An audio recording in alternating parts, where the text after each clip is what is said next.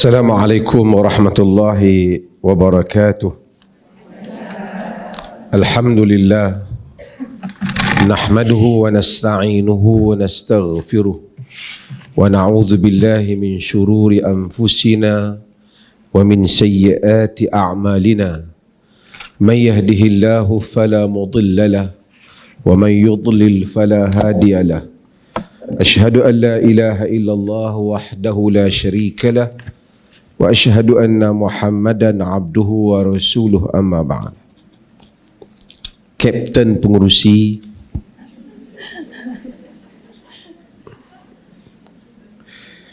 sebelum saya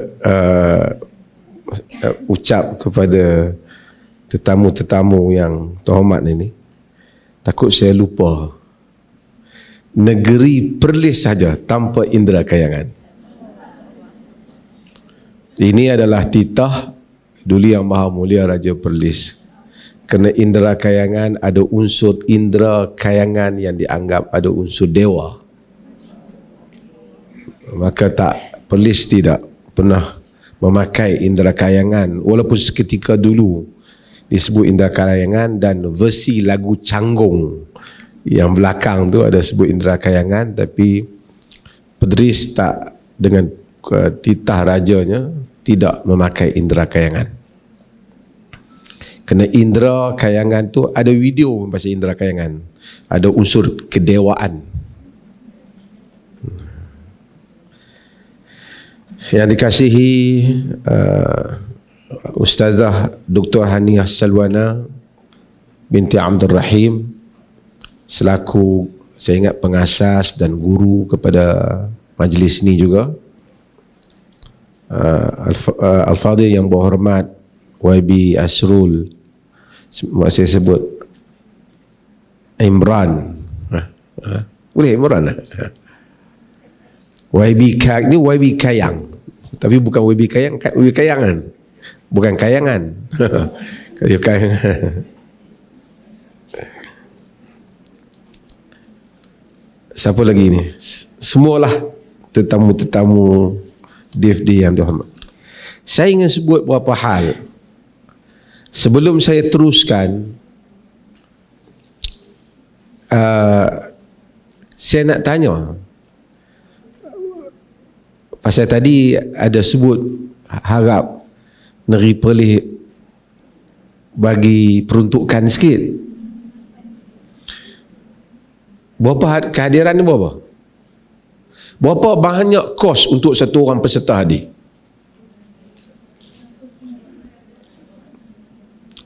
Sekali lagi kita buat di peringkat kebangsaan,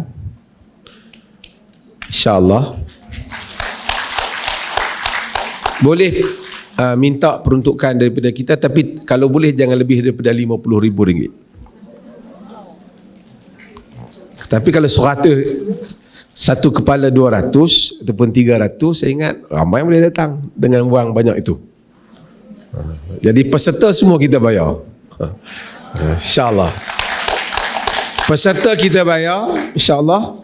Ni Ustaz Hafiz, mana siapa daripada pejabat saya, tolong ingat. Hotel juga kita beri.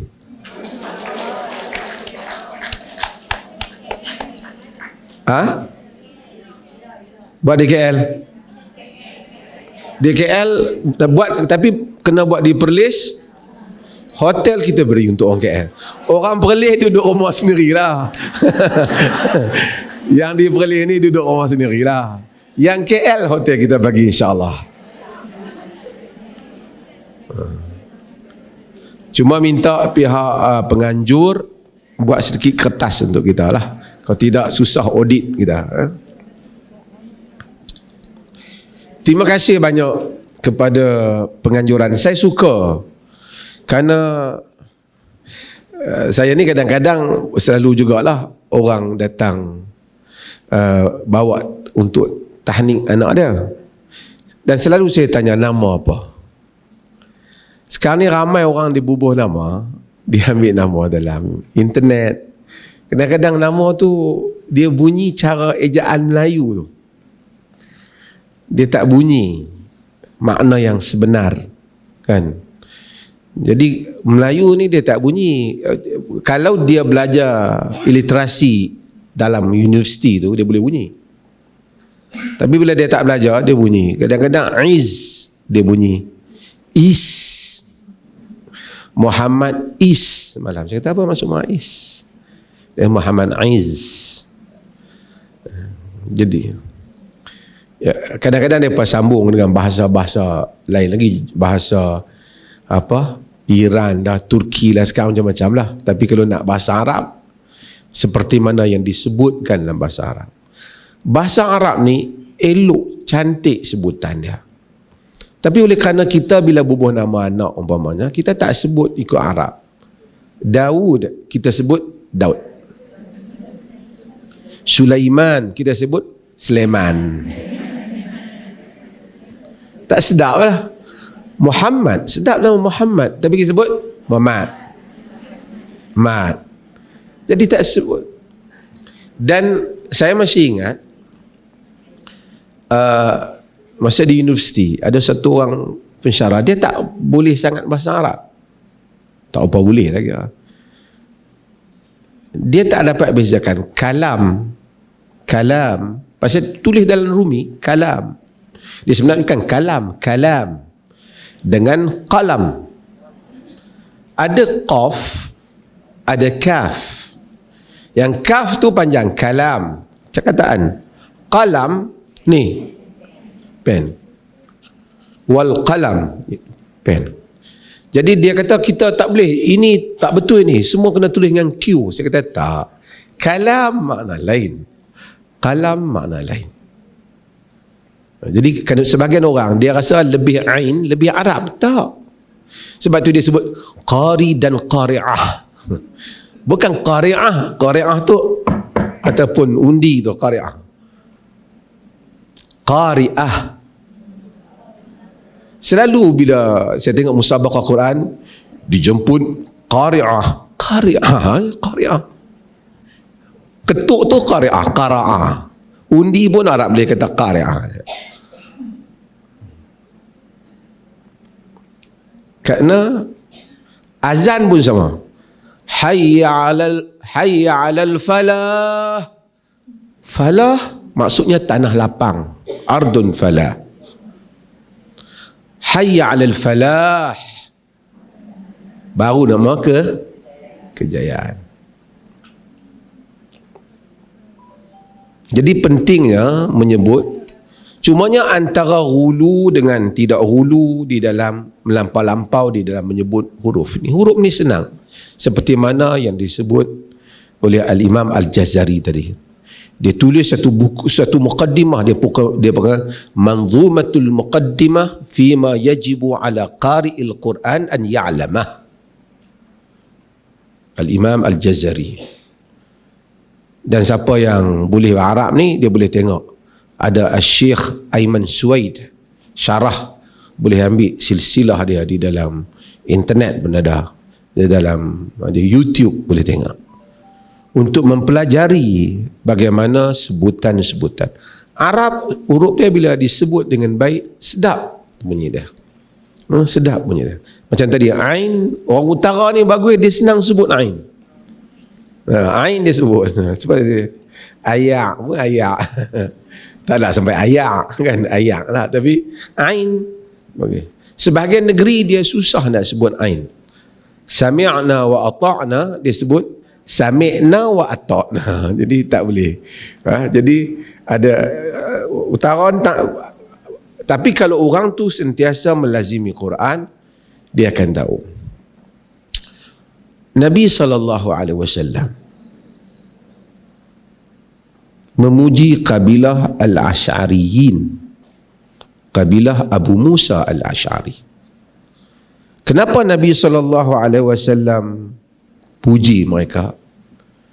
Kerana Nabi kata dalam hadis yang diriwayatkan oleh Al-Imam Al-Bukhari, Nabi SAW kata, inni la a'rifu aswata rufqati al-ash'ariyin bil Quran.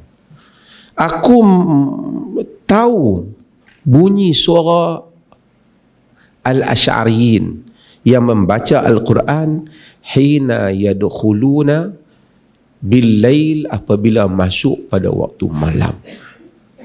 Bila masuk waktu malam, Nabi kata, aku tahu kabilah Asy'ariyin. Asy'ari ini kabilah macam kita kampung-kampung. Maksudnya dia kabilah, puak-puak dia beradik dia, Asy'ari ni, the tribe.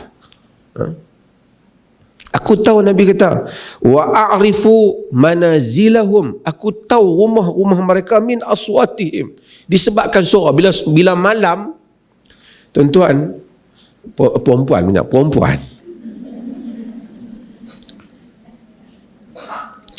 bila malam, kenapa bila malam kita lebih dengar jelas daripada siang? Sebab apa? Nabi kata, wa inni la a'rifu aswatahum wa inni la a'rifu manazilahum min aswatihim bil qur'ani bil lail. Aku tahu suara mereka, dengar suara mereka baca Quran itu pada waktu malam. Pasal apa lebih dengar? Kerana lebih sunyi. Kenapa malam lebih sunyi? Sebab tak banyak pencemaran bunyi. Siang cuba kita dengar, malam ujung kampung kita dengar. Sebab bunyi lain tak ada, tak ganggu. Lalu bunyi mudah kita dengar. Sekarang zaman Nabi tak ada mesin, tak ada bunyi kereta. Tentu lebih jelas lagi bunyi suara. Nabi kata, Nabi tahu rumah mana yang baca Quran tu suara mereka bil Quran bil lail. Wa in kuntu lam a'rif lam ara manazilahum, walaupun aku tak nampak rumah mereka hina nazalu, ketika mereka turun bin nahar, pada waktu siang. Siang aku tak tahu dia ni rumah di mana, tapi malam aku boleh tahu suara ni rumah tu, suara ni rumah tu. Sebab apa? Sebab al-Asy'ariyin mereka baca Quran pada waktu malam. Nabi puji dia, bah. Satu kabilah yang puak-puak mereka tu baca Quran. Nabi kata, wa inni la'arifu wa a'rifu manazilahum, aku tahu rumah-rumah mereka min aswatihim bil Quran bil lail, disebabkan suara mereka dengan Quran pada waktu malam. Nabi puji Asy'ari. Pada zaman Nabi suara bunyi tak ada. Bunyi siang mungkin kereta kuda saja. Malam lebih jelas. Maksudnya aktiviti para sahabat membaca Quran pada waktu malam adalah sesuatu yang berlaku sejak pada zaman Nabi SAW.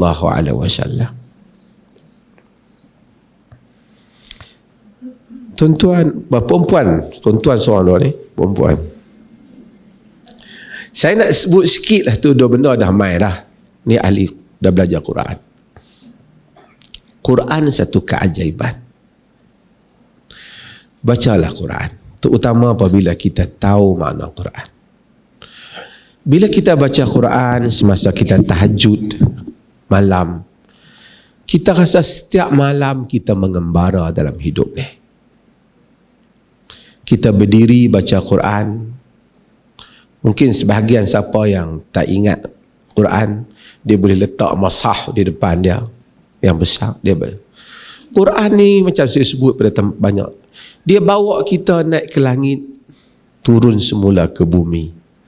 Pergi ke zaman Musa dan Fir'aun, pergi ke zaman Nuh, pergi kepada cerita para anbiya, balik pada cerita zaman Nabi, hadir semula kepada kehidupan kita, pergi ke syurga, melawat neraka. Pada satu malam yang mungkin sejam kita berdiri, kita dibawa mengembara untuk memahami makna hidup ini. Itulah Quran. Sebab tu Quran dia tak ada tajuk yang pertama cerita Nabi Musa, berikut adalah cerita, dia tak ada. Setengah orang tanya, kenapa tak ada Quran, tak buat tajuk-tajuk senang? Tak. Quran, dia membawa ruh kita.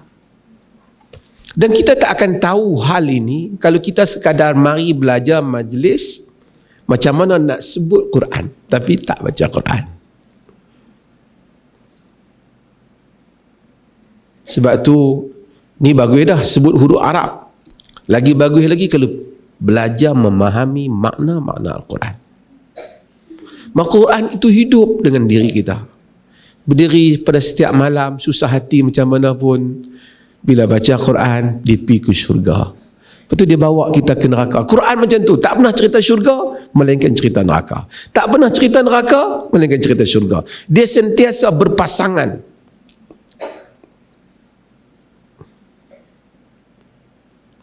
Hidup banyak hal yang mengecewakan. Bertambah tinggi ataupun bertambah banyak umur kita, bertambah sedikit harapan yang tinggal. Tapi membaca Quran, ia membuka harapan sebesar-besarnya di hadapan kita. Bahawa hidup tidak berakhir di sini. Ada lagi satu kehidupan yang kita idamkan. Dan dia membawa kita untuk melihat tentang kehidupan ini. Yang ni yang dikatakan bagaimana Quran mencetak ataupun menentukan cara fikir kita. Mudah-mudahan seminar yang seperti ini, di samping kita mempelajari huruf Quran ini, siapa dia sahabat Nabi yang baca Quran bagus? Antaranya siapa?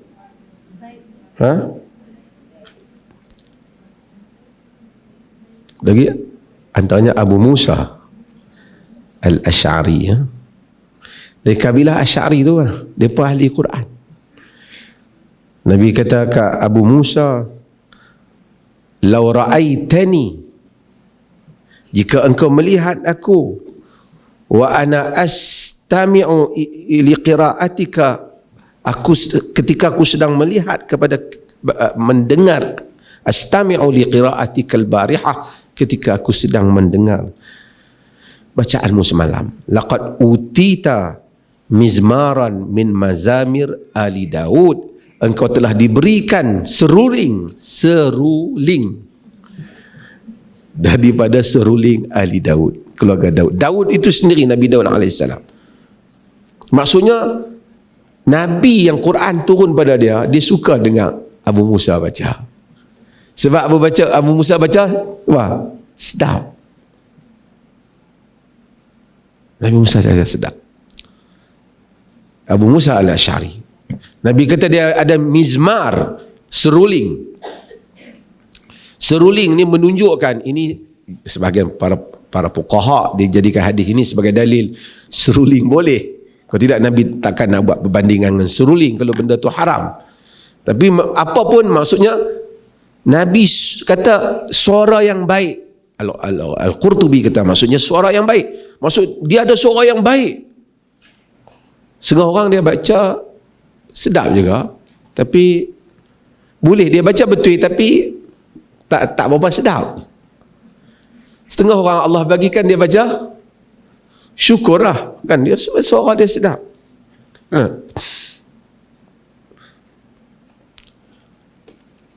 Kita dalam dunia ni dan dunia Islam ni, kebanyakan ni kita baca qiraat apa? Hafs an Asim. Banyak lagi qiraat. Sebahagian dunia Islam dia baca qiraat Warash an Nafi'. Pasal apa Hafs an Asim? Dia banyak, salah satu sebabnya ialah kerana politik. Iaitu pada zaman dahulu ketika kerajaan Osmaniyah, qiraat ini yang diangkat. Sedangkan banyak lagi qiraat yang lain, semua qiraat tu diterima. Sebab tu bila kita tengok orang lain baca macam bunyi macam lain sikit, kita nanti salah ni, kena nanti dulu tengok dia baca qiraat apa. Qiraat apa. Apa pun saya ucapkan tahniah kepada majlis ini. Mudah-mudahan Allah Subhanahu Wa Taala membanyakkan majlis yang seperti ini di negeri Perlis ni. Dan sekali lagi insya-Allah kita buat di peringkat ni pun kebangsaan dah, negeri lain pun main dah ni kan. Ada siapa selain daripada Perlis ni? Ramai. InsyaAllah sekali lagi kalau Allah izinkan mai pula dengan yuran kita bayar insyaAllah, dan juga hotel kita bagi. Baiklah kot kena cari sendiri.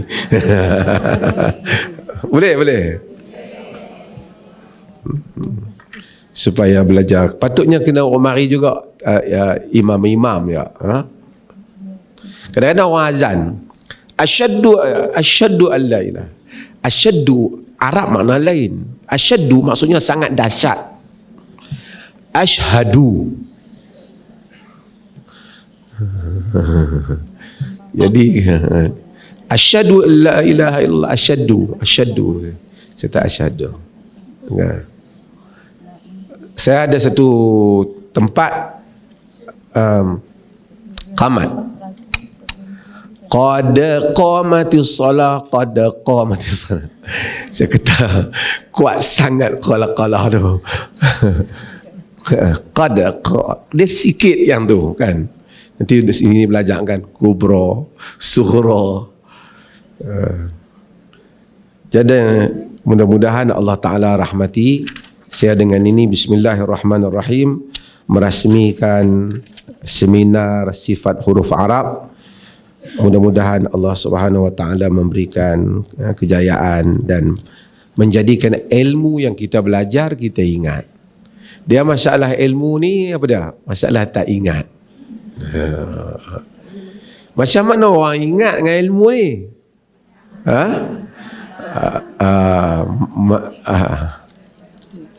Masa ilmu nak ingat dengan hama. Ada satu orang sahabat dan riwayat Al-Imam An-Nasai, nama dia Shuraih Al-Hadrami. Satu hari orang sebut tentang Shuraih Al-Hadrami pada Nabi sallallahu alaihi wasallam. Nabi bagi sikit komen tentang dia. Nabi kata la yatasawwadu al-Quran, la yatasawwadul Quran. Maksudnya Nabi kata dia ni tak tidur dengan lupa Quran. Maksudnya sebelum tidur baca. Sama ada komen tu Nabi komen baik untuk dia ataupun Nabi memberikan satu signal pada orang yang tidur langsung tak ada baca Quran apa. Ataupun Sabtu malam tak baca Quran. Kita ada beberapa surah yang Nabi tak tidur, la yanam hatta yaqra'a apa dah? Alif lam tanzil dengan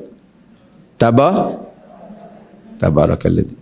Jadi Nabi baca, khususnya kita baca surah Al-Mulk, dan sabit dalam hadis yang sahih. Jadi orang yang tidur, orang tua lebih ingat lah kan. Kadang-kadang tak dan. Kalaupun tak ni, bangkitlah tengah malam. Saya ingatkan diri saya last ni. Ni perempuan juga ahli-ahli ibadat. Saya sebutlah dalam beberapa majlis. Kalau ada majlis hebat, orang ramai dapat jemputan, kita orang tak jemput. Dan kita tu orang tak jemput. Kita tengok kawan kita dapat jemputan, orang ni dapat jemputan, kita orang tak jemput. Tentu kita rasa apa? Kecil hati kita kata, apa tak kena aku ni yang dia tak jemput, dia marah apa kat aku. Dia tak? Majlis yang hebat sekali pada setiap malam ialah waktu sahur untuk tahajud, qiyamul lail. Kalau semua orang bangun, ramai orang bangun, dan kita tak boleh nak bangun, kita patut rasa kecil hati dengan diri kita sendiri. Kenapa Allah tak jemput kita? Betul tak? Padahal waktu itu time baca Quran, time doa mustajab. Apa minta Tuhan bagi, apa susah hati mengadu kat dia, dia terima. Kita tak bangun, try tak bangun, buka pasang loceng, tutup dengan loceng-loceng, tidur juga. Na'udzubillah. Tapi kalau setiap malam Tuhan bangunkan kita dan kita semayang sejam ke, 2 jam ke, 40 minit ke, walaupun orang lain tak jemput kita pergi mana-mana, tapi kita sentiasa ingat setiap hari ada majlis yang sangat penting dalam hidup ni. Sentiasa aku dijemput setiap malam dan aku bangun menyahut jemputan itu, berwudu, menghadap kiblat, salat, membaca Quran, sujud, berdoa kepadanya. Itu sudah baik daripada dunia dan segala isinya. Itu adalah kebahagiaan. Tak apalah hampa tak jemput mana pun, Tuhan jemput aku setiap malam. Tapi kalau orang pun tak jemput kita, Tuhan tu pun tak panggil kita, kita susah hati. Betul tak? Doa banyak-banyak supaya Allah tak jadikan kita miss setiap malam untuk hadir membaca Quran dan juga berdoa kepadanya, insya-Allah. Sekian, wassalamualaikum warahmatullahi wabarakatuh.